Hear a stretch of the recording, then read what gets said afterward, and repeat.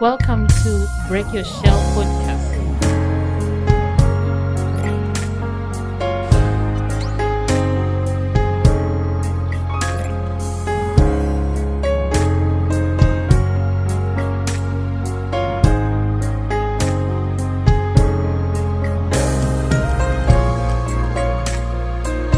Welcome, viewers. This is Break Your Shell podcast, our monthly conversations on women's issues, political, psychosocial, economic, and any other issues and people in the lives of a woman. And as usual, I am Alice Dembe, your host, and today I have been joined by a couple of interesting guests, and we're going to have quite interesting conversations. I am joined by Nonhlanhla Dlamini, from Swaga. I'm joined by Abethu as well as Mfundo to my extreme right. And don't worry, I'm going to ask them to tell you a bit more about themselves in a moment. Every Friday of the first month, as you know, we do have this conversation. And today we are going to be talking about the 16 days of activism and engaging from the men's perspective as well as the women's perspectives on these issues of GBV that we're dealing with in our communities, societies, and church, and in our families. So, to start us off, I'm going to ask our guests to introduce themselves and tell us a little bit about what they do and the people that they work with. I'm going to start from my extreme right. I'm going to ask Mfundo to tell us what he does and the people that he works with, and if there's anything interesting that he would like to share with us. Well, I'm happy at the name change. My name is Mfundo, but I'll also use the note today. Mfundo Simelane. I'm currently attached with the Ministry of Health, the wellness program. That's where I'm doing a whole lot of activity. And then I have a BA degree in psychology, and I've been working with a whole lot of organizations, and as far as advocating for the boy child. So normally what we do there is we make sure that we have these meaningful conversations with the boy child, obviously, try to make sure and facilitate their growth, development, and as far as their mental health is also concerned. However, let's just say a span of like half a decade on this field. And I'm excited to be on the show today because it feels like the 16 days of activism, most people start assuming and believing that they're solely for women. But now I have really experiencing a radical change whereby it also involves men. So I'm happy to be on the platform, and I hope we're going to share a whole lot of insightful conversations. Thank you very much, Mfundo. Yes, I'm going to get this name right. Mfundo. Abet. Thank you, Abethu. My name is Abethu Dlamini. I'm a psychosocial support, psychosocial officer. So basically, what I do is I just offer a psychosocial support to. Mostly, I usually work with my teens, my adolescents, ages from between 10 to 20 years old. So it's not really much broad about it. It's just me providing psychosocial support on how to deal with issues like stigma, discrimination, and the like. I also left with HIV, but mostly I usually work with adolescents. And actually, it's very interesting because you get to hear more conversations and their issues. Could be socially, could be financially, or mentally. That's why they say we provide support. However we can just provide their support. And I'm actually looking forward to conversation. Wow, I'm getting excited already. This conversation is going to be very interesting. Abethu. I got it. And Nonhlanhla? Thank you. Thank you, Alice. My name is Nonhlanhla Dlamini. I'm the Executive Director for Swarini Action Group Against Abuse, SWAGA, an organization that's committed to eradicating gender-based violence, working around prevention, where we prevent it from happening, and then care and support, where we respond by supporting survivors of gender-based violence. And then there's another pillar on access to justice, where we help the survivors to seek justice. And then fourthly, we do lobbying and advocacy, where we lobby for law reform and we lobby for better services for survivors of gender-based violence And I want to mention that we do support both males and females. So we are also seeing an increase in the number of males that are coming out to report, and we encourage that. Thank you. Thank you so much and welcome, Nonhlanhla. And I'm happy that you're here today. In many of our sessions that we talk about women's issues, one of the questions is, so when we've had this, where do we go? And we always refer them to go to SWAGA or to call SWAGA office to get help. So I'm happy that people will be able to see your face today and know where they're going and get more information about SWAGA. So like I said, ladies and gentlemen, our viewers today, we are going to be talking about the 16 days of activism.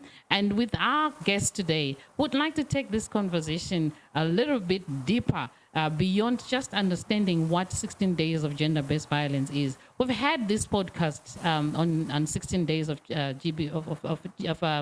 activism against GBV before, and we did an in-depth dive to understand where it came from, how it started. And if you'd like to get more, you can go to our 2023 podcast recording on this. Today, though, I would like to focus on the work that we've been doing so far, the work that has been driven towards eradicating or managing and responding to gender-based violence.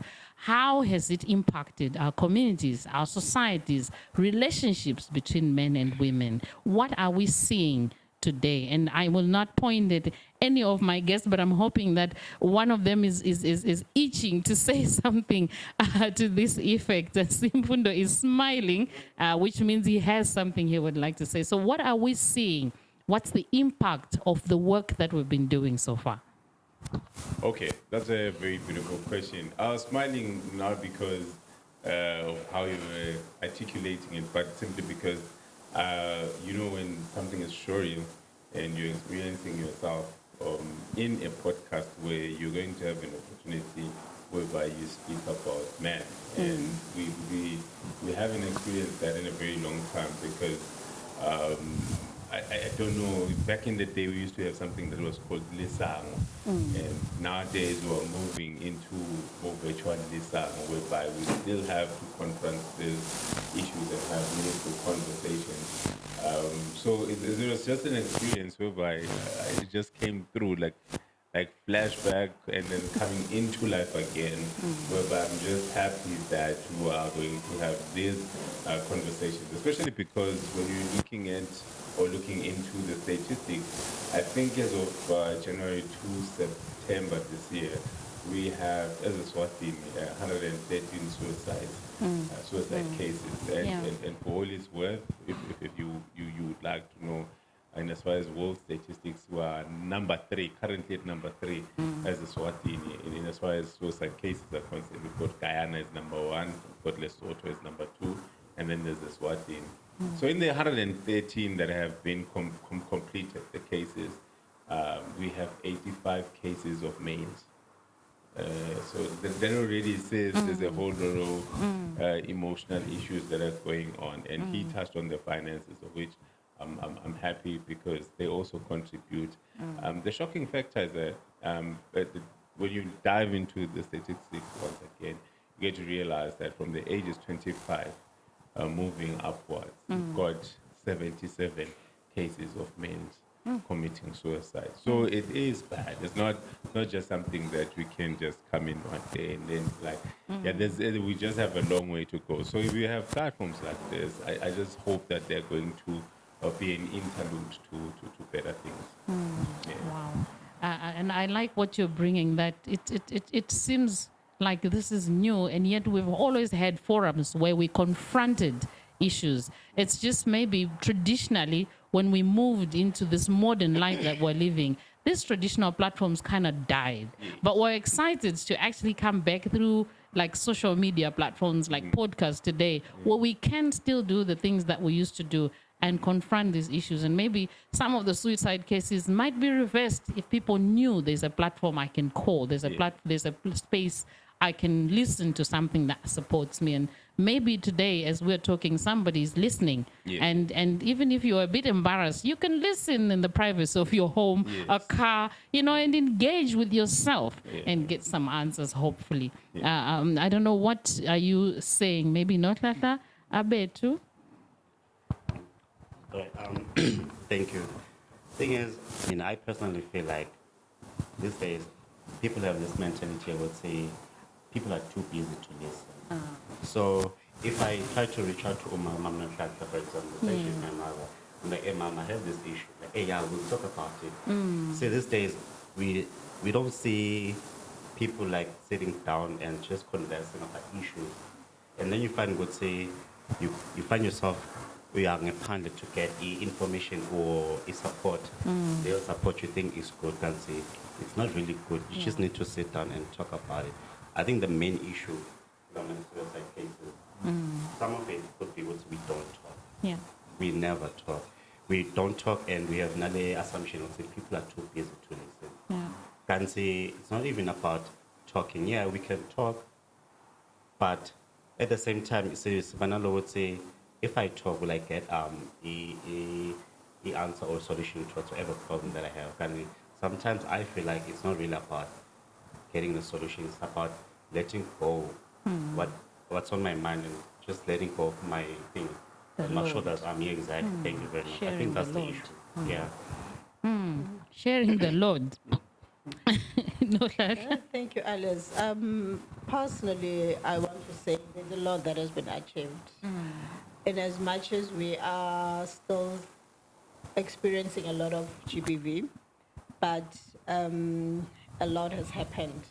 When you look back where we're coming from and where we are now, people have been sensitized. People know where to go if they've been abused. And I often say to people, I'm not going to give up because we're still experiencing violence, because even preachers, they preach, but not everyone repents. And you are not going to say, I'll quit preaching because people are not repenting. So with one soul that has been saved, you need to be happy. Yeah. So in short, I would say a lot has been achieved, and we are still going to achieve more. And with that, we are still also seeing a lot of violence. And there's always this question. Unfortunately, Eswatini doesn't do much research, because there's always that question that, is it increase in reporting or increase in the occurrence? Personally, from where I'm sitting, I think it's both.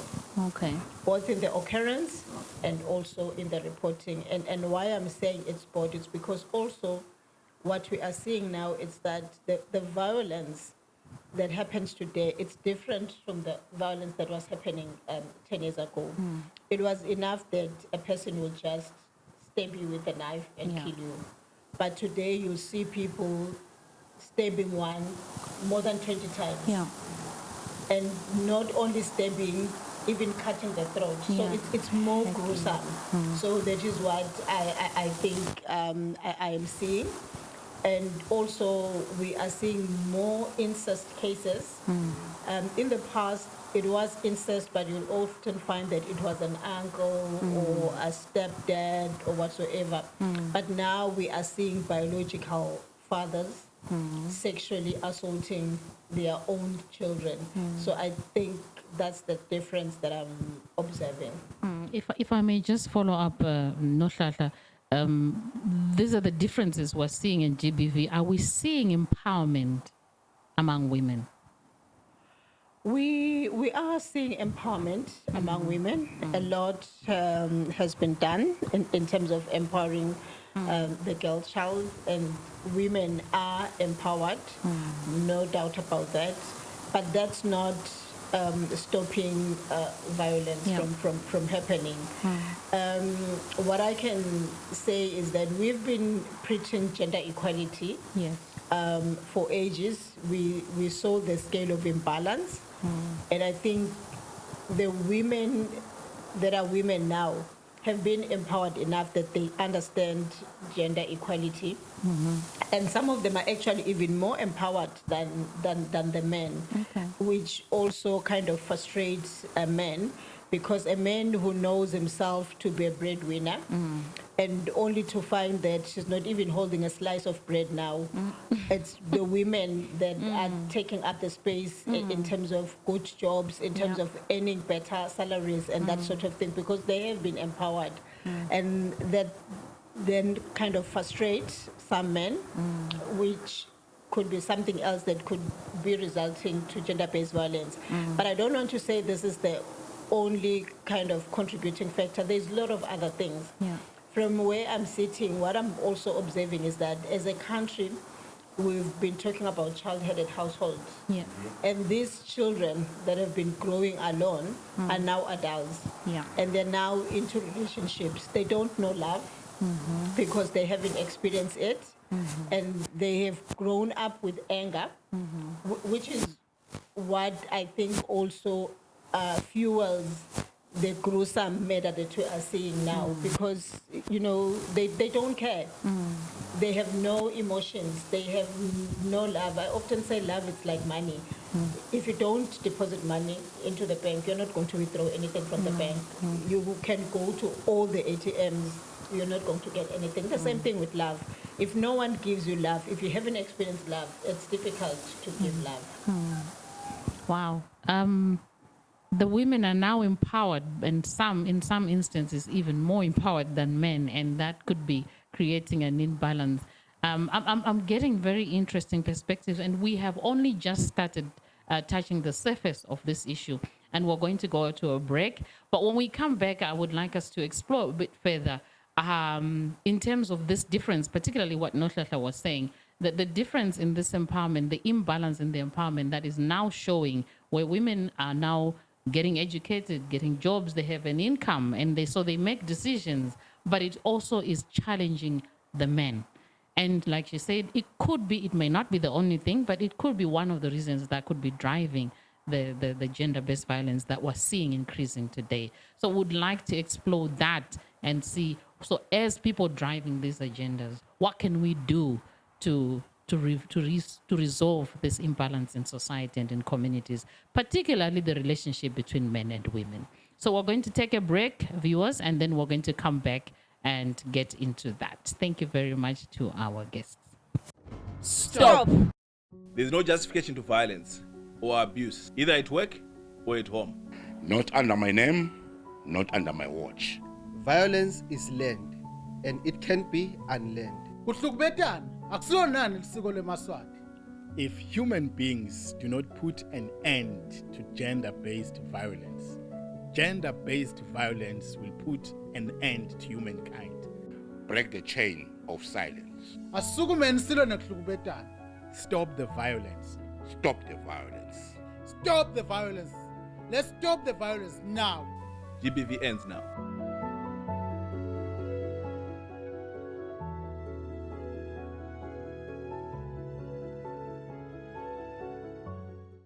Stop! Not in my house, not in my community.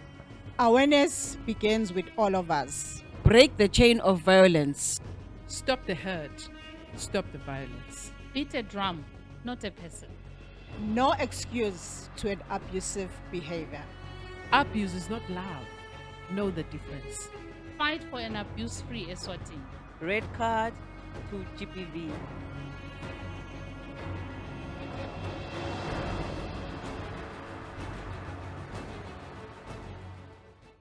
Welcome back, viewers. This is Break Your Shell, a podcast, as usual, conversing about women's issues, psychosocial, economic, financial, and all the people that are involved in a woman's life. And like I said, today I am very excited to be hosting Mfundo, Abethu, and Nonhlanhla, who are going to be continuing the conversation that we started in our first segment on 16 days of activism against gender-based violence, as well as seeing the impact of this work that we've been doing in society today, whether it is actually changed the society for the better, or we are seeing new problems coming out of the strategies that we have, and if there's need for us to re-strategize.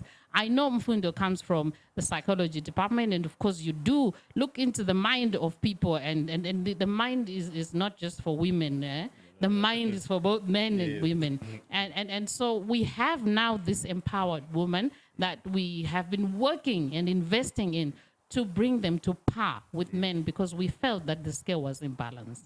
But now, not the woman is now educated. They're going to school. Not all of them. We still have a lot of work to do, like Nonhlanhla said.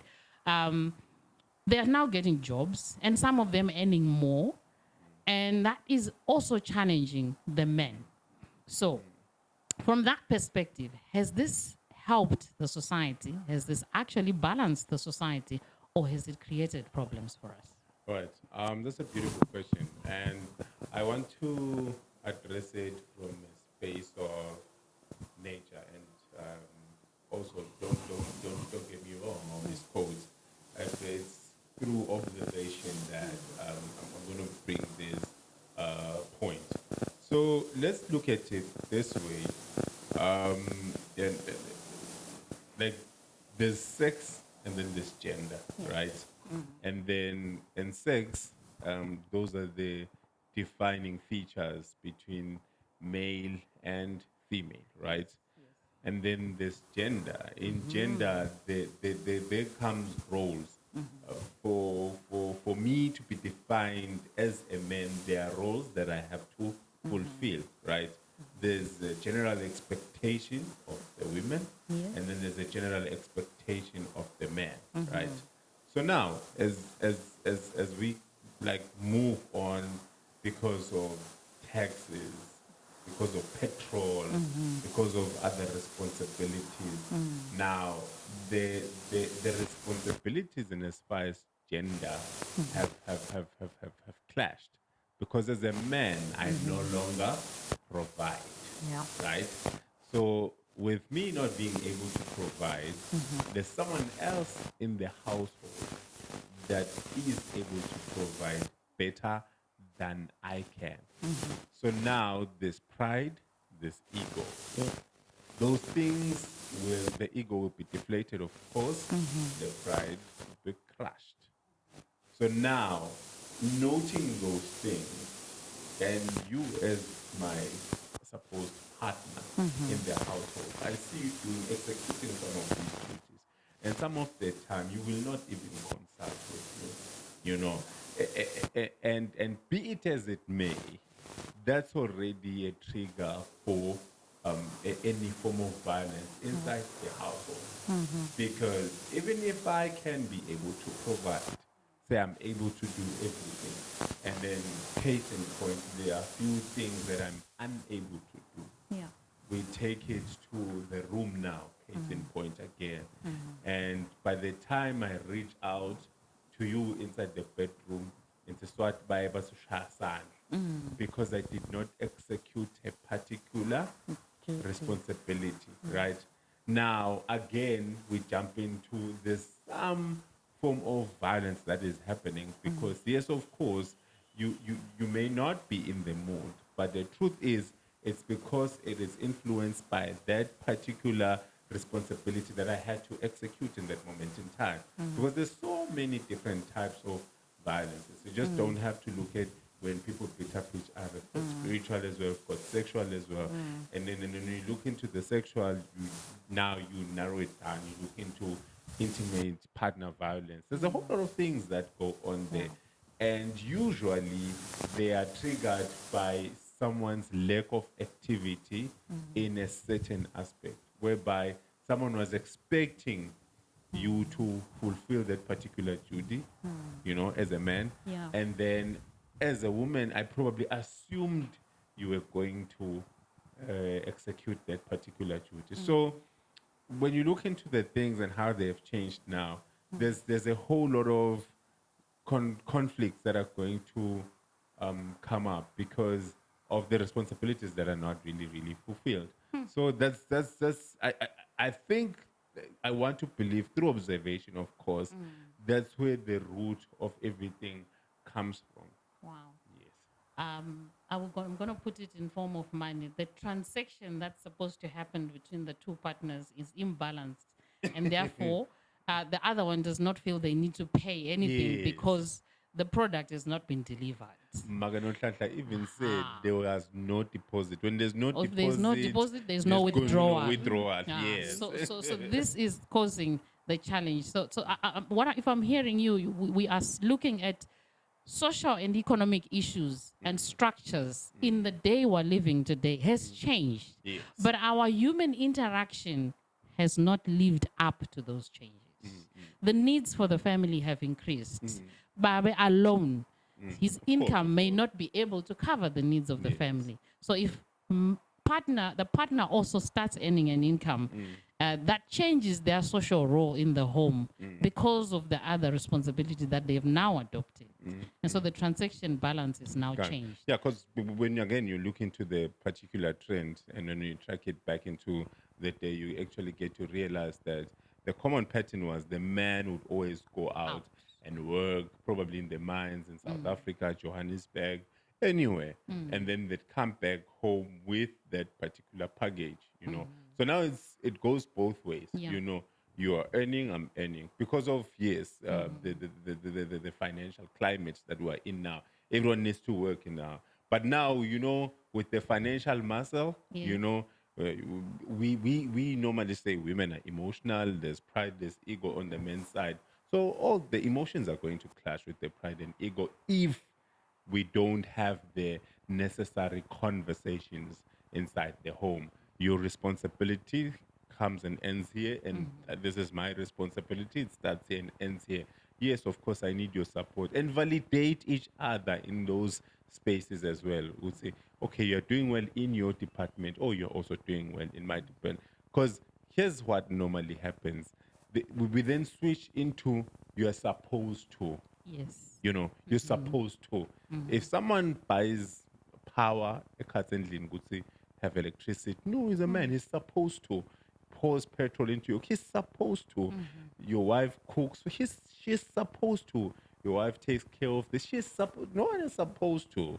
We need to go back and appreciate each other's efforts. If someone does something out of their way, let's validate, appreciate, and acknowledge whatever activity they are doing. Because if we don't acknowledge it, again, we'll lose ourselves into assumption and gaps. And then the gaps come in with the violence. Nonhlanhla, are you hearing this? You're the one who started this whole if you don't deposit, you can't withdraw. and I'm seeing from Mfundo what is coming out. Economic roles have changed because of the demanding times we're living in. So maybe we need to go and revise socially defined gender roles. We definitely need to, and we know that gender roles actually change.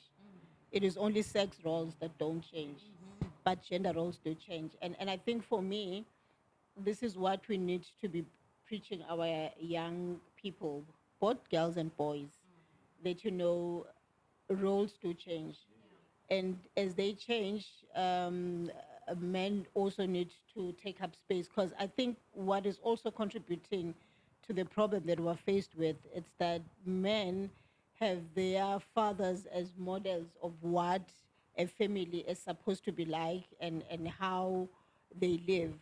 Yet the generation, Emma 2000, have changed. They don't look at things the way our parents or the way we did. They have a different perspective, and they are defined by a number of things, not what they learn from home. They learn from social media, they learn everywhere, they learn from their friends. And the other thing is they don't tolerate something that is not working for them. If it's not working, they will make a decision with their feet. They would leave. And this is not only happening in relationship, it's happening everywhere, even at work. For us, you know, when you were still serving a notice in a job, you were afraid to move. These ones, it's just serving a notice, she gets another better offer, she resigns, no stress, no worries. So even in relationships, if it's not working, they will quit. So I think that is what we need to understand and appreciate, that if you really want to commit into a marriage, both as a male or female, because even the males, they quit. We've seen instances where she say, no, I'm getting out of this relationship. It's toxic. They call it toxic. It's toxic. I can't stay. So what partners that want to stay for us, when we say till death do us apart, we meant till death do us apart, not anymore. So I think those are the things that we need to look into and educate our young people that, make it work, make an effort, because that's what they're looking for. Make an effort in the relationship. So if you're not going to make any effort, forget that that relationship is going to last. And then that is when also violence steps in, because when there's still love and, love is in the air, you don't see it. When they're still having their honeymoon, you don't see it. But the moment problems start, then violence will step in. And that's really interesting, because we also have Abethu here who's working with young people, the preteens and the teenagers. And what you're saying is what we're seeing in the world today. Recently, I saw a post in a group that came home that I'm with. A couple was eating at a restaurant, and the wife went to the change room to change the baby and found a father, changing his baby. And she took a picture and posted it on Facebook and said, I was so inspired. The comments, though, that came was, what's so inspiring about a father changing his baby's nappy? Women do this like 20 times a day. Nobody is commenting. And I think it goes back to what Mfundo was saying. If somebody has done something, as a partner, appreciate what they're doing. So there's also no appreciation of the other side, and which comes back to you, we're quitting so quickly. We don't even appreciate what the other side is doing as well. But I'd like to come to Abethu, and you're working with young people as a psychosocial support officer, and you see these young people at that very fragile age, some of them even still finding who they are. How are these issues affecting them? Is this also coming out amongst them? Thank you for that question. Okay, it does really affect them socially, and with the interaction. We are born with someone would say, like Umama Nonhlanhla said, would say, love is like depositing money into an ATM. Some of them, they don't get the love, né? Yeah. So if they don't get the love, it's easy for them to just go find fake love from outside. But they are confused with, okay, they mistake in lust for a love outside. And then they find themselves, in a position where they get to do things they're not supposed to be doing.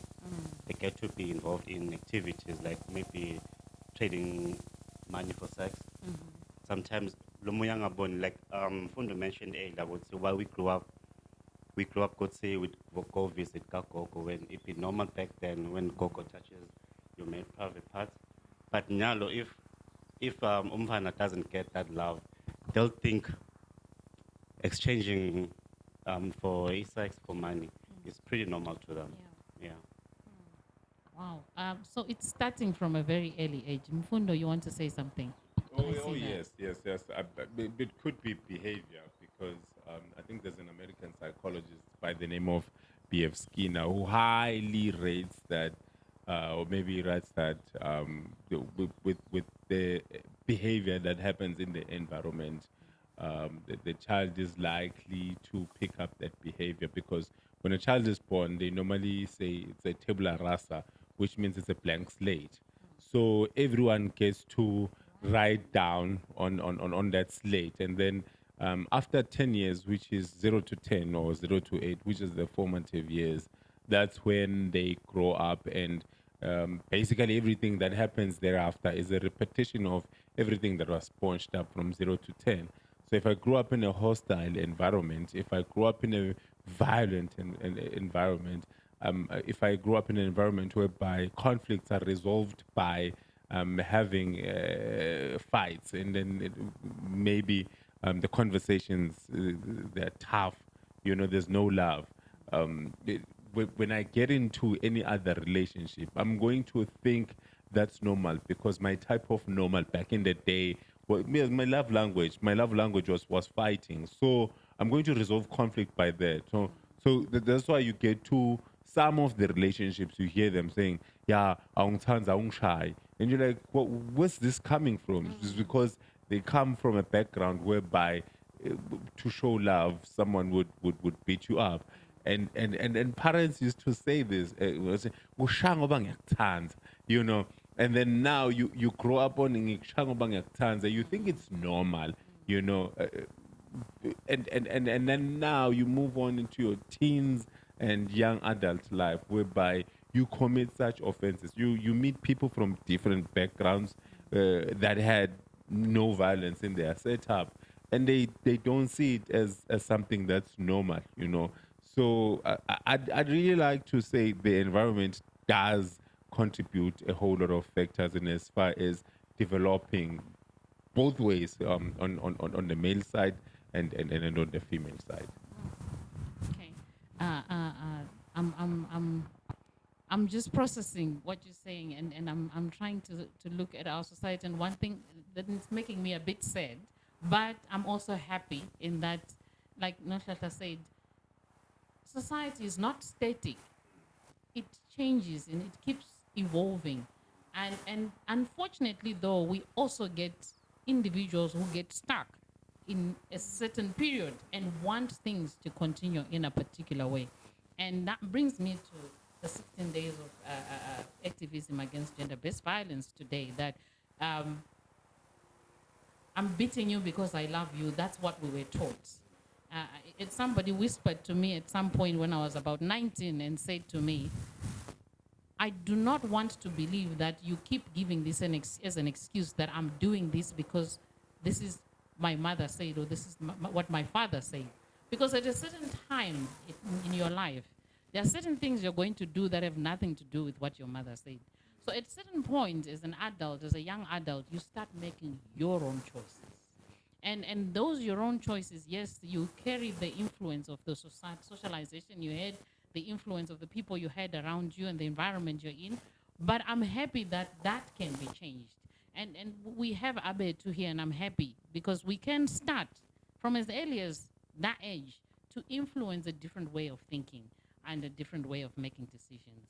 As we celebrate 16 days of activism, dear guests, what message would we like to give this year to our community? We have men and women, and we've just had a conversation that is showing us that this is not a women's issue alone. And Mfundo says, I'm happy that we are actually having a panel, and there's men in the panel to have this conversation. And so am I. I'm quite excited. So I know that we have just scratched the surface on this conversation. We could go deeper. What is it that we would like to say in this year's commemoration as we go into, as we are in the midst of the 16 days of activism? What are we saying to our society? What are we saying to the young men out there? What are we saying to the young women out there? I know this is a women's podcast, but we said with all the people in their spaces of life. Okay, so I would like to give you a chance to tell us what is it that you would like to say to a young man, to a young woman. It doesn't have to be a young man because you're a man. And I'm not sitting here, audience, to keep them apart. No. They have not been fighting. So it's been quite an interesting conversation. What message of 16 days of activism against GBV are we giving this year? All right. I think this year's theme is time to act now. Yeah. And I think I feel like it should have started like 5-10 years ago, the time to act now. However, since it's here now, I want to believe and I want to encourage everybody, because I feel like it's more like we'll borrow from HIV when they said inzaba yethu sonke. I want to believe nalena inzaba yethu sonke because we're seeing a whole lot of reported cases that are escalating, as well as Mage and Nonhlanhla has said, and there's unreported cases as well, whereby there's some form of violence, but because in the midst of the violence, I sent an in contact. It's no longer going to be reported, but it's there. It's documented somewhere in my head, and there's a high chance that when I leave that particular relationship or everything and move on to someone else, I'll come with those traumas and wounds onto it. And I believe that's the normal in any setup or relationship. So I want to encourage as many people as possible. Let's just use or utilize these platforms whereby GBV cases are reported. Maybe if you can't, let's be a brother's keeper, whereby we have conversations about these things, and they remain confidential, because the minute I say something to Abethu, and then I leave the room, and then Abethu tells you, and you tell Nonhlanhla, and then Nonhlanhla says to me, "How mfana wami kugcine kwendeke njani?" And now I'm trying to unwind and find out, how did she even know? So I get to realize that actually she got it from you, and you got it from Abethu. And you see now that already scares me. So I'm not going to be someone that's going to say something or say or speak whatever ill that I have in a particular moment in time. So I want to encourage everyone to be our brother's keeper. And then we all have a big role to play in society in making and forming huge and strong characters of men and women as well. So each one has that significant role to play. It's been a long time coming. I feel like we really need to execute to the max on this one. So it's our 16 days, and it's not just women's 16 days. Yeah. Because we're just fresh from Men's Month. And it was November. Well, he doesn't even know it. He doesn't even know it. Go say Ibeinin. So it's a call for concern again. So we need to have such conversations as frequent as they as much as they like. We need to have them as frequent as possible, so that the boy child also can know how to document their feelings. Thank you so much, Abethu. Thank you, Mfundo. I think Mfundo Sokushitogonga what I wanted to say actually. But to echo what Mfundo talked about being your brother's keeper, I think my message to I should say to the boy child and the girl child. To the boy child, I feel like it's time Bafunza to speak. Problem is that's when you don't talk. If you don't talk, konke you just cuts within you, and you can't talk. Would say I'm getting violated a kaya. Now it becomes a generational the what's in generational trauma. Thank you very much. Yeah, generational trauma. And then to the girl child, I think I'd say you need to be selfish. Selfish. You need to be selfish. Put yourself first. If you see, like Mama Nonhlanhla said, could say these days I'm not okay. If you see, could say I won't say bendelo, you walk away. Thing is, with the girl child, I feel like banalo would say ngiyamthanza. He starts beating you up. I'm not gonna leave ngiyamthanza. That's why I always encourage Emmanuel and the young girls. I'm like, the moment aksigida, that's when you know would say that's your cue to leave. Don't stay because of my e-wallet. Don't stay because of whatsoever gifts he keeps on showering you. So to the girl child, I feel like you need to be selfish. Put yourself first before anything else, because it's going to be you who's going to be in that body bag. It's going to be you who's going to be adding my statistics, HPV. So, Gulo 16 days were activism against HPV. Learn how to talk and be selfish. Just put yourself first and make sure what you do talk. Whatever issues you are going through, whatever issues it can be, learn how to talk.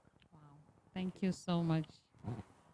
Thank you, Alice. I think for me, one is to acknowledge that as a country, we are having a serious problem in as far as GBV is concerned. And I think we all need to make sure we work towards prevention of gender-based violence, and that we speak out, we report. What hurts me the most is, as a country, we've lost more than 35 people due to intimate partner violence since the beginning of the year. And that literally says we are losing a person every week, if I may put it that way. And when the person has died, you often hear people saying, we knew about it, we saw it coming, but people don't report. So my plea to Swazi's, it's let's report. Let's all have a zero tolerance to GBV. When we have a zero tolerance, it means we will not keep quiet if we know someone is being abused. Whether that person is a breadwinner, we will still report that person. So I would encourage Swazis to speak out, not to turn a blind eye, and then finally to invest in supporting efforts to fight GBV. We've been calling government to declare GBV as a national emergency, and we still stand on that. We have seen it work with HIV, we have seen it work with COVID, and we believe if we can declare it even with GBV, we can see it work. Sorry. Mama Nonhlanhla, you just mentioned something about declaring as a national emergency. Until when? When are we going to be revelation? But we really need to declare it as a national emergency. The other day, I think a month ago, I posted something after there was a case here about this guy Loa Bulala, his girlfriend, who was doing from 5. I posted on WhatsApp, and I was like, declare. I always post it really. Declare in a GPV a national emergency. Until someone said to me, they can never declare it. I'm not trying to be political or anything. Please don't misquote me. Yeah.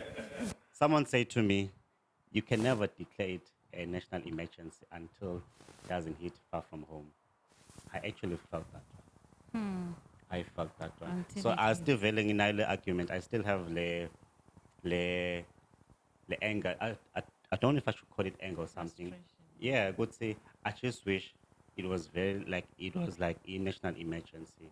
Like she has mentioned, could say it did work for HIV and it's still working for HIV. But can we just, I feel like we really need to go deeper into HPV until there is some, would say even the little ones, they'll just know what's GPV, just report it, Ganjalo.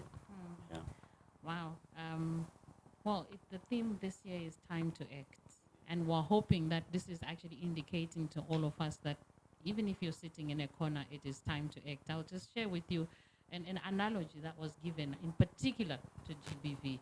A lecturer walked into a classroom and immediately picked out a young girl who, because she was just wearing a blue jacket, and asked her to leave his class and to never come back. And all the other students just kept quiet. And he came back to the class and said, "What is justice?" And they explained what justice was. And they explained that it's there to protect us and for our rights, for individuals to be able to exercise within their own space without being threatened and everything. And then he asked them, "But why didn't you act do you think what I did to your classmate was wrong?" They said, "Yes, it was unjust, very unjust." They became very animated. Says, "But why didn't you say anything?" And so why I'm sharing this is the lesson is, as long as we keep quiet, like Nonhlanhla said, in our corners, while watching things happening to others, when it happens to you, imagine if the whole world looks at you being beaten to death and doing nothing, and you cry out for help and nobody answers and nobody says anything.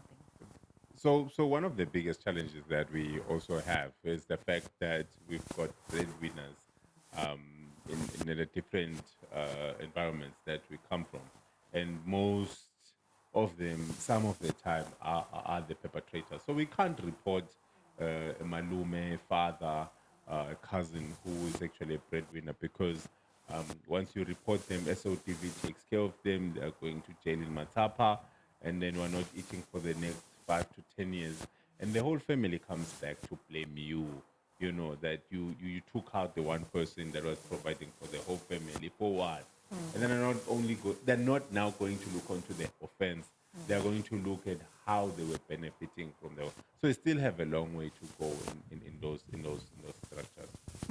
Yes, Nonhlanhla. And I'm saying it's very unfortunate that the issue of breadwinner only comes on issues of gender-based violence.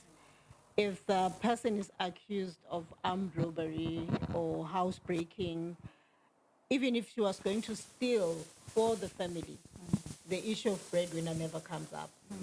But only and only when it's GBV, then you hear people talking about breadwinner, then you hear people saying this person is feeding us. We have a whole lot of people who were breadwinners, who were accused of different offenses, who are behind bars. If we look at people as breadwinners, then let's go open the prison. Let every breadwinner go and provide bread at home. So I know it's there, and that's the mentality when it's gender-based violence. And I wish we could change that attitude. When a person is committing a crime, a person is committing a crime, no matter what the crime is, and deserves to be punished for that. Thank you very much, Nonhlanhla, for saying that. And as we reach the end of our segment today, as our session today, I'd like to just point out that this is quite an interesting conversation we've had, unlike other conversations where we have both men's perspective and women's perspective on these issues.